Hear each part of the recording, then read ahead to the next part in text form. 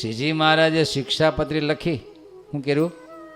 લખીને તો એક લખવા પ્રયાસ કરશો તો જે સાંભળો છે ને આપણે આ રીતે ઉત્સવ શરૂ કરો દર વખતે. આવે શિક્ષાપત્રી શું કરવાનું?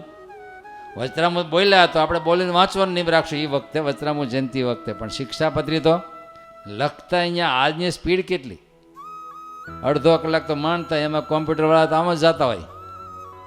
હાલશે કોમ્પ્યુટરથી હાલશે, પણ આપણી ગરિમા માટે, અસ્મિતા માટે શ્રીજી મહારાજે હાથમાં કલમ લઈને આખી પરબ્રહ્મ પરમાત્માએ લખ્યું છે. તો આપણે એક વર્ષમાં એકવાર શિક્ષાપત્રી બોલો. સંસ્કૃત આવડતું હોય તો ધી બેસ્ટ, ન આવડતું હોય તો ગુજરાતી તો છે જ, ઇંગ્લિશ આવડતું ઇંગ્લિશમાં, અને સંસ્કૃત આવડતું હોય તો સંસ્કૃતમાં લખવાનો પ્રયાસ કરશો કે લખશો જ? તો આપણે એકવાર તો લખશું. બોલો લખશો? પાક્કું? હું લખવાનું. હાલો ને.